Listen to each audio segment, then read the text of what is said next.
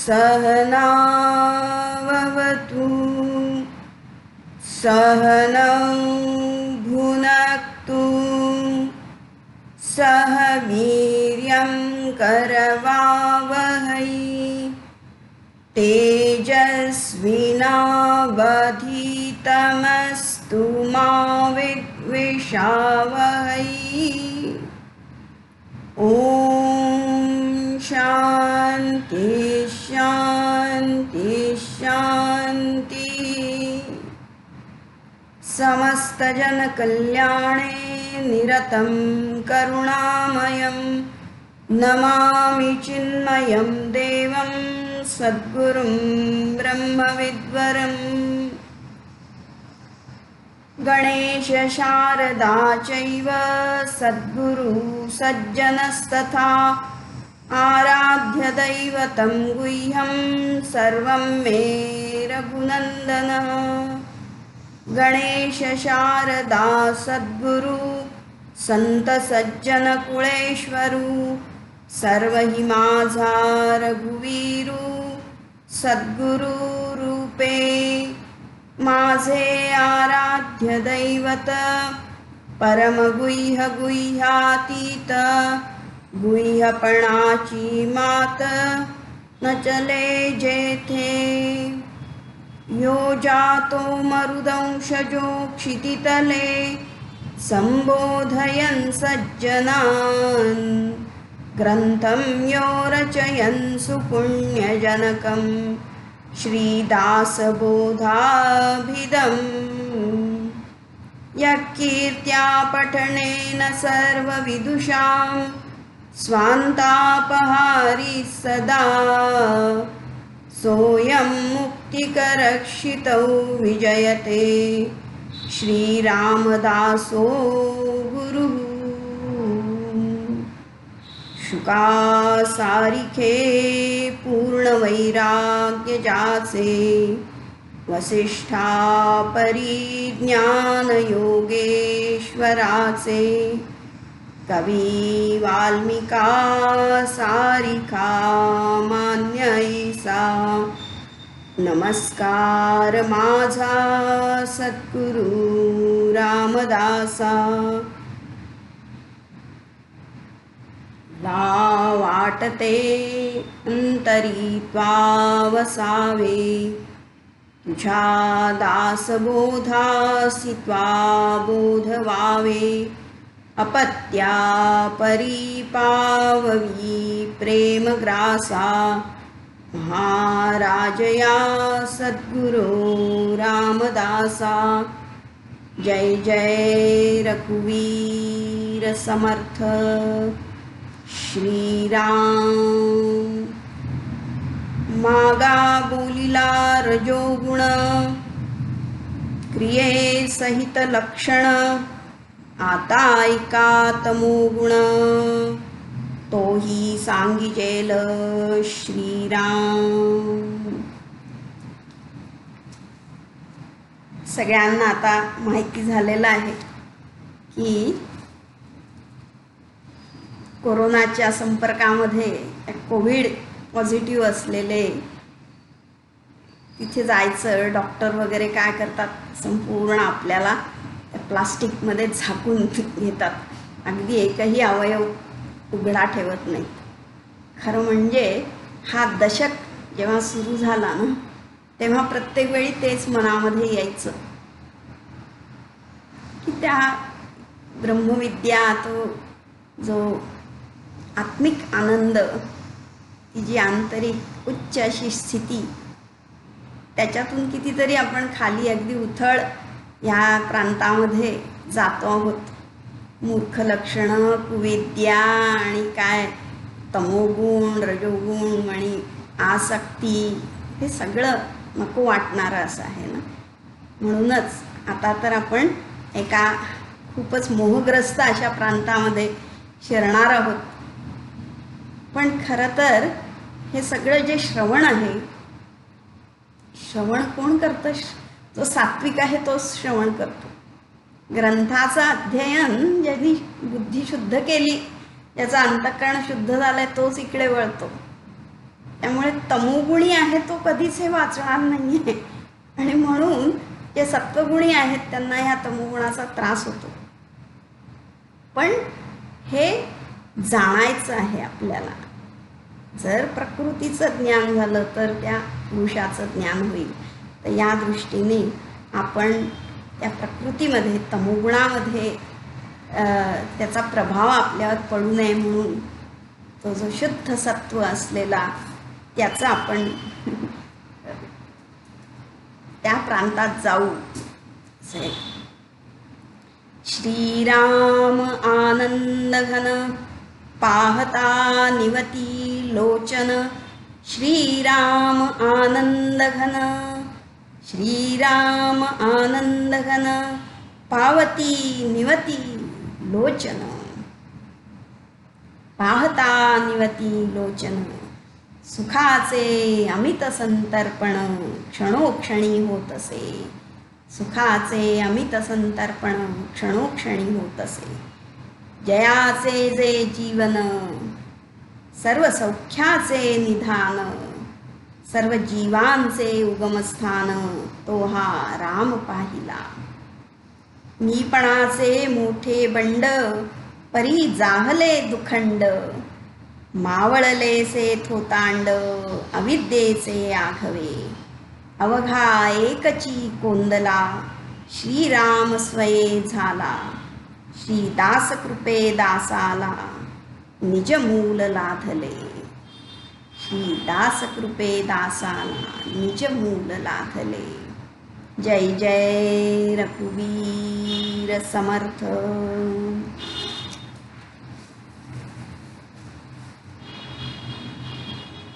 मागा बोलिला रजोगुण. काय केलं?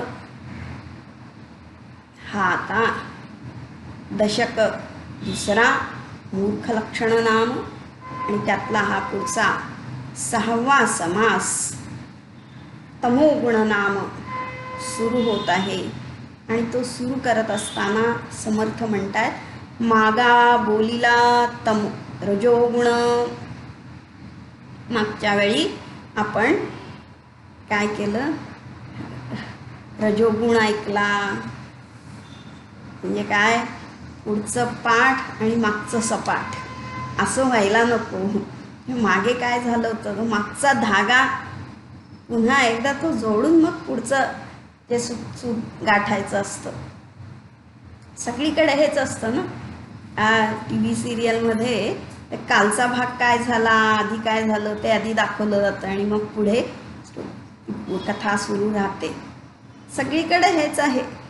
कुठलंही ना त्या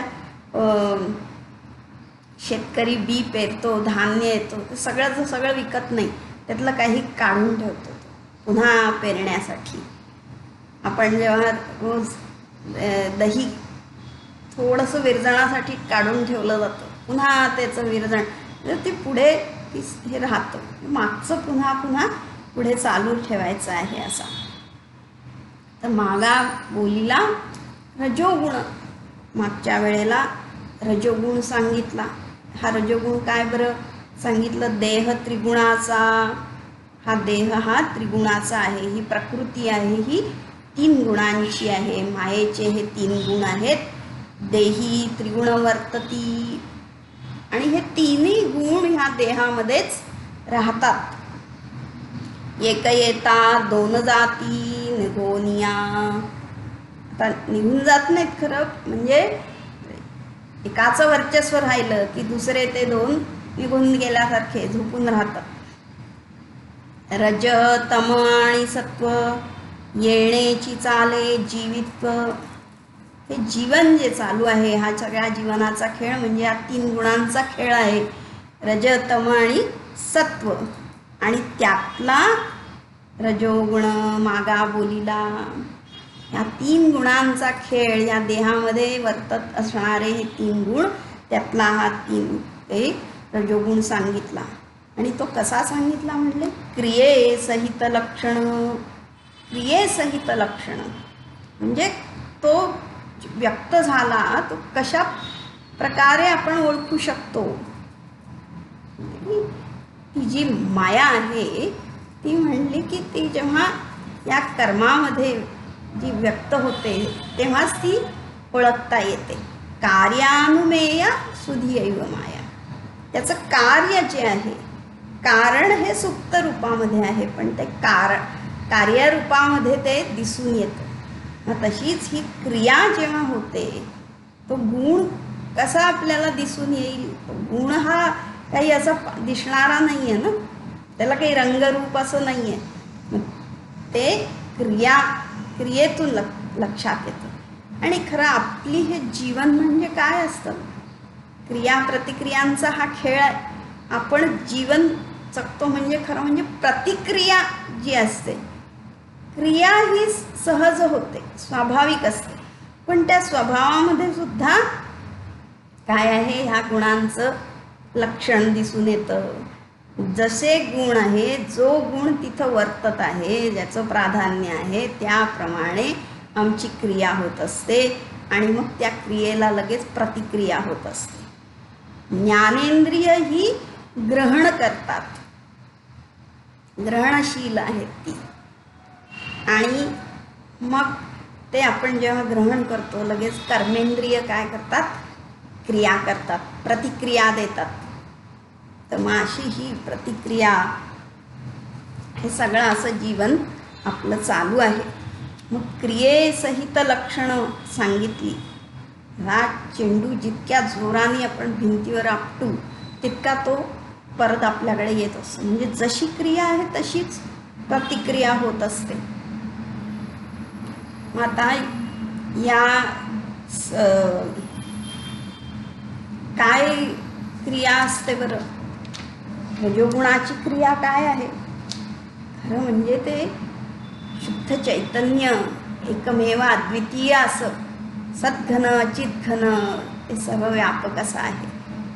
पण ते या मायेशी तादात्म्य जेव्हा पावतं, ही मायेची शक्ती ती त्याला हलवते, त्याच्यामध्ये स्फुरण होतं. ते ज्ञान आहे ते असं चंचल बनतं आणि तिथे ती वृत्ती निर्माण होते, अहम वृत्ती. आणि ती मग अहम जी आहे ते अहम तेव्हा मी, तेव्हा या देहाशी शरीर मन बुद्धीची तादात्म्य होऊन अहम वृत्ती. आणि ज्या वेळेला हे मन जे आहे त्याच्याशी तादात्म्य पावलं की लगेच तिथं दुसरं मी आहे आणि मग जगत, विषय, कर्ता आणि तो विषय, हे द्वैत निर्माण होतं आणि मग त्याच्यामध्ये व्यवहार सुरू होतो सगळा. हेच सगळं काय, हे रजोगुणाचं कार्य आहे. आणि मग जसं ते लहान मूल जेव्हा जन्माला येतं ते अगदी आईजवळच असतं, आईला खेटून असतं, त्याच्या आईपेक्षा लांब राहूच शकत नाही ना. तसं शुद्ध चैतन्य, तो अहम जो आहे, शुद्ध अहम, तो त्या आत्म्यस्वरूपामध्येच असतो खरं म्हणजे. तिथे आनंद आहे सगळा. आईचं दूधच पितं ते. पण जसं हळूहळू मोठा होत जातो तसं बाहेरची सवय लागते, काहीतरी खात राहतं, त्याचं आईकडे तर बघतही नाही, मग हळूहळू बाहेर बाहेर फिरत जातो. आणि मग खूपच जेव्हा मोठा होतो तेव्हा आईला विसरूनच जातो. घरचं बिरचं काही नाही, मग हॉटेलमधलं खाणं वगैरे ते आपण एक दृष्टांत म्हणून घेतो आहोत. पूर्ण बहिर्मुखी तो होतो जीव. ते जे घरचं आहे, आपलं स्वतःचं आहे, तिथं तो काही बघतच नाही. आणि ही ज्ञानेंद्रिय जी आहे ती ग्रहणशील न बनता उपभोगशील होतात. म्हणजे फक्त घ्यायचं नाही तर आम्ही त्याचा उपभोगच घेतो. इंद्रियांचं काम काय आहे की ते पाहायचं कोणासाठी, त्या अहमसाठी. त्यातला जो जीव आहे तो त्याचा तो राजा आहे खरा म्हणजे. पण ती इंद्रियच उपभोग घेत राहतात. दर्शन घ्यायचं, पाहत राहायचं, ऐकत राहायचं, बस तो भोगच राहतो. मन पण त्याच्यासाठीच काम करायला लागतं. आणि मग अशा या भोगवृत्ती जी आहे, ही सगळी भोगवृत्ती काय, ते रजोगुण सांगितला. भोगासाठी मी माझं हेच सगळं चालतं आणि इतकं ते वाढतं की दुसऱ्याचे जावे माझेची बरे असावे. दुसऱ्याचं चांगलं झालेलं काही आवडत नाही. माझं कसं चांगलं होईल सगळ्याच प्रकारे माझ्याकडे सगळे विषय जास्त माझ्याकडे असावे, माझा पैसा असावा, इतकं काय कीर्ती पण मलाच मिळावी, हा सगळा काय तो रजोगुण आहे. आणि मग देवाचं करायला लाजाळू, स्वतःच्यासाठी कष्टाळू होतो. पण माझं सामर्थ्य वाढण्यासाठी त्या देवाने मला मदत करावी ही मात्र अपेक्षा असते. रावण वगैरे नाही का, एवढी भक्ती केली देवाची, तू पण माझं सामर्थ्य आहे पण तू पण मला मदत कर, तुझं सामर्थ्य पण मला दे. पण मग हे सामर्थ्य वाढतं की कमी होतं? जेव्हा आपण दुसऱ्याकडून मागतो आहोत तेव्हा आपोआपच आपलं सामर्थ्य कमी होतं. या विषय उपभोगामुळे त्या मनाची जी ग्रहणशीलता कमी होते आणि उपभोगशीलता वाढते आणि त्याच्यामुळे मनाचं सामर्थ्य कमी होतं. आणि मग त्या मनाचं सामर्थ्य जेव्हा कमी होत जातं, मला जास्त पाहिजे दुसऱ्यांना कशाला, ही जी सगळी स्पर्धा, मत्सर, द्वेष हे सगळं वाढत जातं. आणि मग त्याचा काय परिणाम होतो तो जो आहे ना, तो आता ऐका तमोगुण तोही सांगिजेल. चा परिणाम आमच्यामधला हा तमोगुण जो आहे ना, तो त्या रजोगुणाशी लगेच, अरे काय झालं सांग, मी आहे तुझ्याबरोबर, त्यांनी त्याच्याशी हातात हात मिळवलेला आहे. तमोगुण पुढे येतो आणि मग तो तमोगुण काय आहे तो आता सांगणार आहे. उपभोग, मी, माझं, आसक्ती, हे सगळं रजोगुण आणि ह्या सगळ्या क्रिया आणि त्याचा आता त्याची प्रतिक्रिया तो तमोगुण. कसा आहे तो तमोगुण? श्रीराम. संसारी दुःख संबंध प्राप्त होता उठे खेद, का अद्भुताला क्रोध तो तमोगुण श्रीराम. संसारी दुःख संबंध, हे द्वैताचं जेव्हा जगत, तिथे हे सगळं मायेचं कार्य आहे, तमोगुणाचं कार्य आहे. हे दोन, एक शुद्ध ब्रह्म आहे पण तिथे दोन आले तर मग हे हाच तर ती प्रकृती आहे ही सगळी. मग तिथे संबंध आला, मग दोन आहे मग संबंध आहे तिथे. हा संसारी, ही जगत कसं आहे बरं? सुख रूप आहे, दुःख रूप आहे आणि मोहरूप आहे. वस्तू एकच असते पण ती कुणाला सुख देते, कुणाला दुःख देते, तर कुणी त्याच्यात मोहात पडत असतो.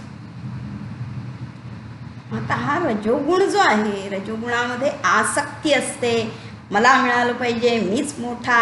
आणि ह्या सगळ्यामुळे काय होतं की ती प्रापंचिक वृत्ती जी आहे ही वाढत जाते, सबळ होतं, लोभ वाढतो आणि लोभामुळे जन्ममरण हा संसार सगळा तयार होतो आणि ती वासना त्या प्रपंचामध्ये गुंतते आणि दारुण दुःख भोगवी, हा दुःख संबंध होतो, आपली दुःखी होतो ना. कसं आता समजा जसं आपण म्हणलं की हे जगत सगळं मिश्रण आहे, सुखरूप पण आहे, दुःखरूप आहे, मोहरूप आहे. तर रजोगुण आहे तिथं काय झाला, दुःख संबंध. समजा काय अनिल आहे आणि त्या अनिलची पत्नी फार सुंदर आहे, तर त्याला काय होतं, अरे माझी पत्नी इतकी सुंदर, मग त्याला सुख मिळत वाटतं. पण तो दुसरा सुनील असतो आणि तो सुनील, त्याला दुःख होतं, म्हणला हा माझ्याच बरोबर माझ्यापेक्षा कमी शिकलेला आणि शाळेमध्ये असताना मीच त्याच्या पुढे होतो आणि त्याला एवढी छान कशी बायको मिळाली. म्हणजे ती सुंदर ती स्त्री एकच आहे, पण त्या अनिलला आनंद होतो, सुख वाटतं, पण त्या सुनीलला मात्र त्या अनिलची ही पत्नी बघून मनामध्ये दुःख येतं की माझी अशी नाही, किंवा ही त्याला कशी मिळाली, माझं सगळं चांगलं असायला पाहिजे, दुसऱ्याचं नको. हे जेव्हा होतं तेव्हा काय होतं, मनामध्ये दुःख होतं. संसारी दुःख संबंध, वस्तू तीच आहे, जगत तेच आहे, पण आमच्या मनामध्ये हा अहम जो असा इतका आहे, मी माझं, आणि मग दुसऱ्याचे जावे आणि माझे बरे असावे, हा भाव असल्यामुळे, तो संबंध असा असल्यामुळे ज्ञानग्रहणता गेली आणि आम्ही उपभोगासाठी सगळं ग्रहण करायला लागलो, की मग तो संबंध जो आहे तो काय होतो, दुःख संबंध होतो. कारण त्याच्यात थोडी ना, त्या भोगामध्ये थोडी ना सुख आहे. संसारी दुःख संबंध. आता हे दोन जे निर्माण झालं, ते दोन कोण आहेत, त्याला तांत्रिक भाषेमध्ये प्रमाता आणि प्रमेय म्हटलं, ज्ञाता आणि ज्ञेय म्हटलं, भोक्ता आणि भोग्य विषय जो आहे, हे दोन झालं. पण मग तिथे दोन झाल्यावर दुःख संबंध का आला बरं? कारण एक तर त्या वस्तूला आम्ही सत्यत्व देतो आहोत, ती खरी आहे, ती वस्तू सत्य आहे. हे द्वैत मान, खरं म्हणजे हे द्वैत काय आहे, हे केवळ आभास आहे, केवळ स्फुरण आहे. ते त्या अद्वैतामधलंच हे स्फुरण आहे, पण आम्ही त्याला सत्य मानतो, आणि मग हे सगळं दुःख होतं. जिथे आपण त्या आईपासून ते बाळ दुरावत गेलं की मग काय होणार आहे, संसारी दुःख संबंध. आणि म्हणून समर्थांनी तो रजोगुण सांगताना मध्येची लाविली माव, ती जी सांगितली, आदी अंती एकदेव, खरं एकच आहे ते आदी अंती, पण आत्ता मध्येच हा संबंध काहीतरी दोन निर्माण झालं. त्या मायेमुळे हे द्वैत निर्माण झालं, आणि त्या द्वैतामध्ये मग मी, माझं आणि दुसऱ्याचं जावं आणि माझं बरं असावं, हे सगळं असा जो हेवे दावे मत्सर तू मी हे सुरू झालं. आणि त्याच्यामध्ये काय झालं, दुःख संबंध. तो जीव जो आहे तो आपला आनंदापासून दूर गेला, आपल्या आत्मस्वरूपापासून तो दूर जातो, आईपासून दूर जातो. जे आईचं स्तन्य होतं ते मिळत होतं त्याला, पण ते पण तो घेत नाही. आता इंद्रियांच्या द्वारे बाहेरचे विषय तो घेतो. घरचं आईने बनवलेलं, पत्नीने बनवलेलं आवडत नाही, हॉटेलमधलं खायला लागतो. तसा काय होतं तिथे, दुःख संबंध. आणि मग आता दुःख झालं, आता हे सहज आहे ना, की तवा आहे गरम, आणि त्या गरम तव्याला हात लावला तर साहजिक आहे मी आणि तवा वेगळा आहे, तर तिथे हा संबंध आला, आणि त्यामुळे त्याची जी उष्णता आहे ती मला लागली, आणि उष्णता अर्थातच चटका बसणारच आहे.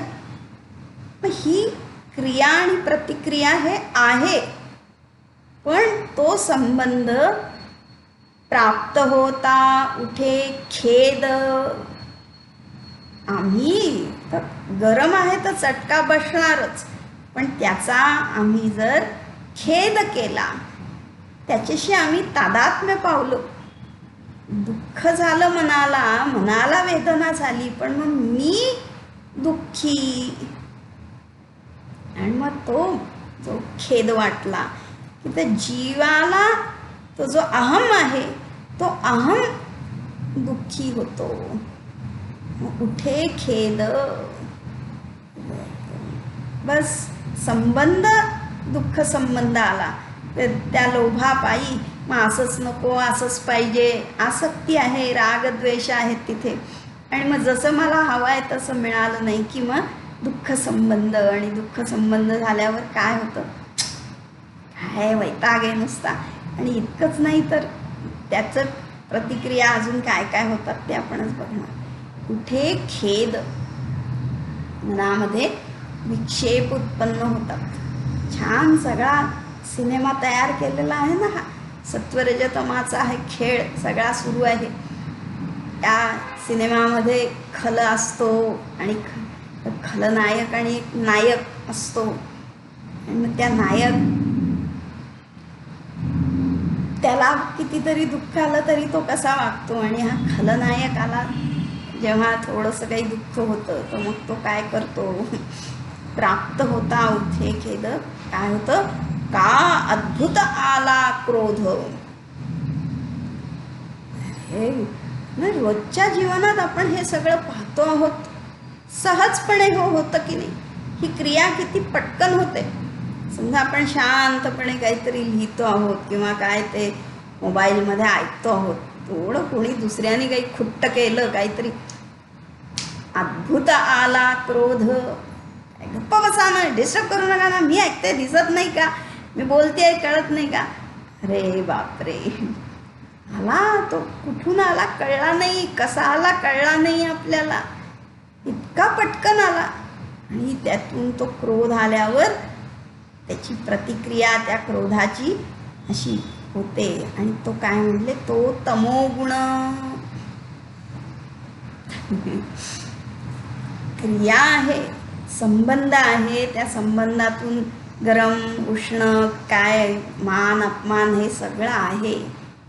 त्यात दुःख असेल सुख असेल, पण एक तर दुःख संबंध म्हणजे तो रजोगुण आहे. रजोगुणामुळे दुःख संबंध आहे, कारण तिथे मीपणा आहे, माझेपणा आहे. आणि मीपण माझेपण आणि राग आहे, आसक्ती आहे. मग आसक्ती आहे ते मला पाहिजेच, हवंच जे आहे तो हेकेकोरपणा, जो हट्टीपणा जो आहे. आणि त्याच्यामुळे जे मिळेलच असं नाही आहे ना. हा संसार थोडी ना असा आहे तो बदलतोय सारखा. सगळ्याच व्यक्ती सगळ्याच वस्तू काही आपल्याला पाहिजे तशा अनुकूल असतील असं नाही आहे. मग तो दुःख संबंध आहे त्या रजोगुणामुळे.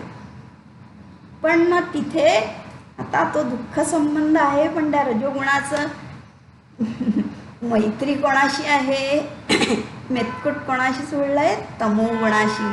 आणि त्यामुळे का अद्भुत आला तमोगुणावर, हा क्रोध येतो. त्याला काय म्हटलं, अद्भुत आहे. खरंच आधी होता का, जेव्हा आपलं छान बघत होतो ऐकत होतो, काही नव्हतं, शांत आनंदाने आपण बघत होतो, समाधान होतो. आणि तो असा अचानक येतो, अद्भुत आहे. कळतच नाही, काही लक्षातच येत नाही. आणि लहान लहान पण म्हणतात मला राग आला की मला आवडत नाही. तो अद्भुत आहे, फार चमत्कारिक आहे, आश्चर्यकारक आहे तो सगळा. पण तो क्रोध आहे, तो काय आहे, तमोगुण आहे. तो क्रोध कशाला म्हणतात, क्रोधचे कम रुनद्धी इति क्रोध म्हटलं. कम सुखम, कम म्हणजे सुख. आपल्या मनामध्ये जो एक सुखाचा झरा, सुखाचा स्रोत वाहतो आहे. जेव्हा संबंध असतो आपला, आपण काही ऐकत असतो, पाहत असतो, आणि तिथे त्या सुखाला जेव्हा अडथळा येतो तेव्हा तो क्रोध उद्भवतो. अद्भुत आला क्रोध. त्या वस्तूंनी नाही आम्हाला दुःख दिलं, व्यक्तींनी दिलं नाही, पण आमच्या मनामध्ये हा जो क्रोध आला, त्या क्रोधामुळे सगळा हा तो जी सुखाचा स्रोत तो तुटला. तिथे क्रोध आला.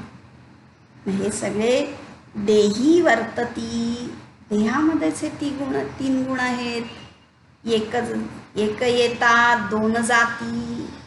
आता रजोगुण होता आणि रजोगुणाच्या प्राबल्याने आम्ही या संसारामध्ये संबंध केला, तर तिथे काय झालं, द्वेष, मत्सर, हेवा द्यावा, माझं मी आहे, अशामुळे आमचा संबंध कशाशी आला, दुःखाशी. आणि त्या दुःखाची प्रतिक्रिया म्हणून तमोगुण, अद्भुत क्रोध आला. आणि मग आता हा तमोगुण रूपी क्रोध आहे, तो काय काय करतो, ते जे रोज आपल्या जीवनामध्ये घडतं, आपल्या समाजामध्ये आजूबाजूला आपण पाहतो, वर्तमानपत्र किंवा काय टी व्हीवरच्या बातम्या त्याच्यामध्ये जे जे नेहमी नेहमी दाखवलं जातं, जे आपल्यासमोर टी व्ही सिरियल्समध्ये सिनेमांमध्ये जे दाखवतात, ती प्रतिक्रिया ही सगळी व्यवस्थित इथे चित्र दिसतं आहे आपल्याला. फक्त त्याला टेक्निकल शब्द आपण आता ते शिकतो आहोत की अशी प्रतिक्रिया होती आहे, त्याचं कारण आपण शोधतो आहोत. ते कारण जे जाणलं आणि म्हणूनच की आता जसं आधी म्हणलं की जर सत्वगुणी जे आहेत, शुद्ध सत्व आहेत, तेच या ग्रंथाचा अभ्यास करणार आहेत, मग काय उपयोग? उपयोग आहे की आपण नवीन निर्मिती करणारे आहोत ना, जग आपण बनवणार आहोत.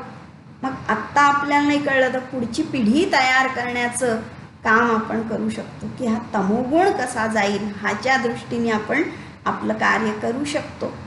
आता हा जो क्रोध आहे तो तमोगुण रूपी आहे. श्रीराम शरीरी क्रोध भरता, नोळखे माता नोळखे पिता, बंधू बहिणा आणि कांता, ताडी तो तमोगुण श्रीराम. ऐका हे दिसत, एकदा का तो क्रोध ह्या शरीरामध्ये आला की त्या क्रोधाचं व्यक्त रूप म्हणजे आमचं कर्म. आणि तो कर्म काय होतं? म्हणजे शरीरी क्रोध भरता, हा क्रोध जेव्हा शरीरामध्ये भरला, नोळखे माता, आई कोण वगैरे काही तो ओळखत नाही, ही माझी आई आहे तो काही ओळखत नाही, विसरतो. नोळखे पिता, कोण कुणाचा बाप पिता तेही तो ओळखत नाही.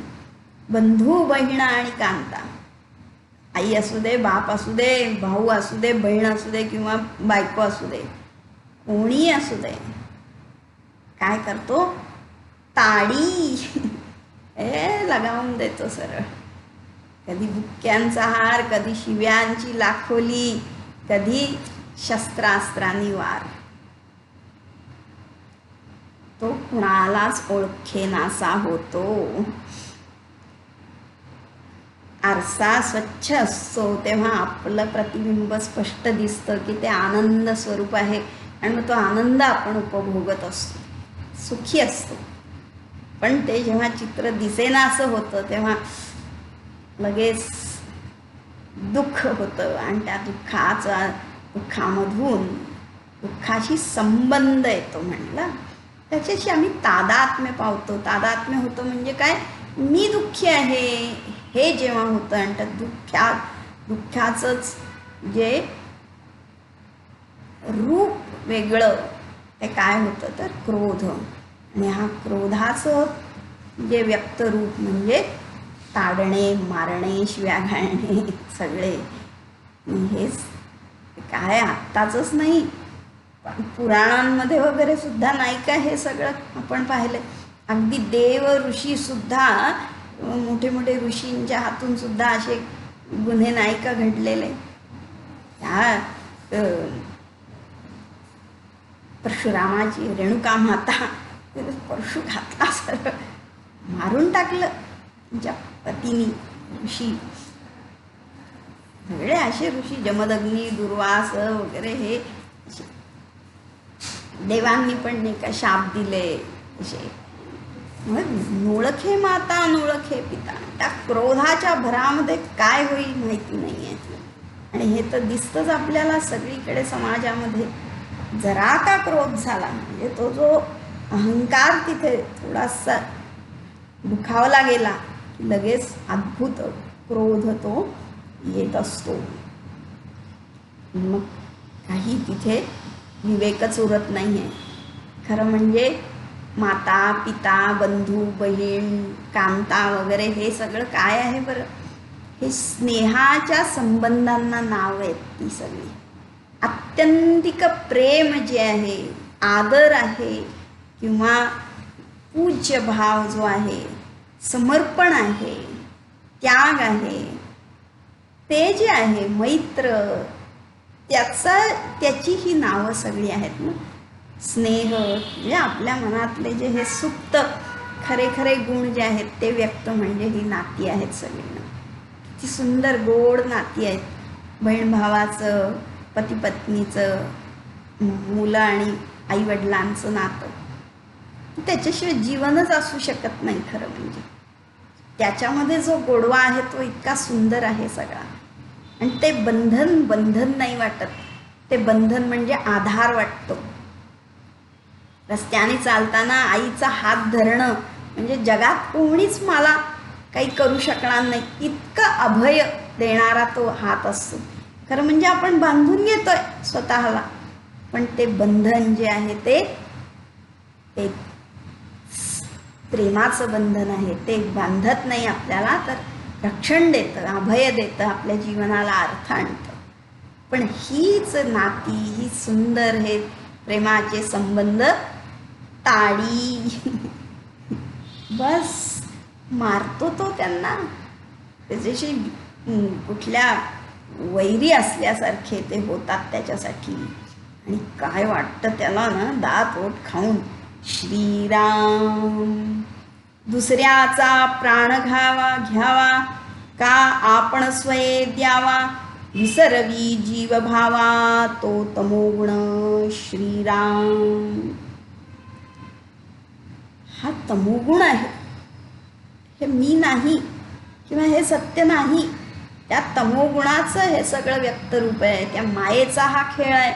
मध्ये लाविली माव आदि अंती एकदेव. खरं प्रेमच आहे, माता पिताच आहेत, आपले बंधू बहिणीच आहेत. ते नातं जर आम्ही आठवलं तर कितीही क्रोध झाला तरी ते सगळं बाजूला ठेवून प्रेमाने परत एकत्र यायचं. पण काय होतं की त्याच्यामुळे हे सगळं काही राहत नाही. दुसऱ्याचा प्राण घ्यावा, मारायला सुटतो तो. हिरण्यकश्यपू स्वतःचं पोटचं मूल लहान, ते सुद्धा बालहत्येचं इतकं भयानक प्राणच घ्यायला जायचा. त्याला शस्त्राने मारलं, लाथाडलं. तर कंस ते इतकं बालक, स्वतःच्या बहिणीचं मूल एवढंसं जन्माला आलं की त्याला ते सरळ दगडावर आपटून मारायचं. दुसऱ्याचा प्राण घ्यावा का आपण स्वये द्यावा. हे ना, हा पण तमोगुण आहे. ज्या आज समाजामध्ये जे घडतं आहे हे सगळं काय आहे, दुःख संबंध आणि त्यातून क्रोध, आणि या क्रोधाची अभिव्यक्ती म्हणजे हे आहे. तर दुसऱ्याला मारू, आणि हे काही असं दुसऱ्यावर दया दाखवणं नाही आहे, हे तर असामर्थ्य आहे. दुसऱ्यांसमोर आपण आपलं बळ कमी पडतं, दुसऱ्याला आपण मारू शकत नाही, तेवढी हिंमत नाही, म्हणून मग तो क्रोध आपण आपल्यावर काढतो. का आपण स्वय द्यावा म्हटलं. एक तर दुसऱ्याचा प्राण घ्यायचा, नाही तर त्याचं होत नाही म्हणून मग आपण आपला प्राण गमवायचा, आत्महत्या. आणि कित्येक जण काय करतात, ते दुसऱ्याला पण मारतात आणि स्वतःही मरायचं. विसरवी जीव भावा तो तमोगुण. तो जीव आहे, त्याच्यामध्ये चैतन्य आहे, त्याला पण वाटतं जगावंसं, आणि तुला पण वाटतंय ना जगावं, आनंदाने राहावं, सुंदर सगळा उपभोग घ्यावा. मग त्या दिशेने आपण वाटचाल करायला पाहिजे ना. बरोबर आम्ही उलट करतो. तो तमोगुण. जीवभाव जो आहे हा मीपणा आहे, तिथे मी आहे, पण मग मीचं अस्तित्व टिकवायचं आहे ना. अस्तित्व टिकवण्यासाठी विनाश नाही करायचा आहे, ज्याच्यामुळे आमचं अस्तित्व राहणार नाही अशी आम्ही क्रिया करत असतो. आनंद मिळवायच्या ऐवजी आम्ही दुःख मिळवत बसतो. नियम सांगितलेले असतात शाळेमध्ये, त्या बाई सांगून जातात, सगळ्यांनी चिडीचूप बसायचं आणि अभ्यास करायचा, प्रश्नोत्तरे लिहायचे. पण बरोबर बाई बाहेर गेल्या की धिंगाणा सुरू. हे काय आहे, हा रजोगुण आहे. आणि मग त्याच्यामुळे काय होतं, दुःख संबंध येतो, मग शिक्षा होते, आणि काय, आणि जरी बाईंनी शिक्षा नाही केली तरी त्यांच्यामध्ये काहीतरी गडबड होते ना. मग त्यांनी मला मारलं, ह्यांनी माझं पुस्तक घेतलं आणि मग त्यांच्यामध्ये लठ्ठालठ्ठी सुरू होते. बाई म्हणतात मग हे असं का? पण आधी काय सांगितलं होतं, शांत बसा, अभ्यास करा.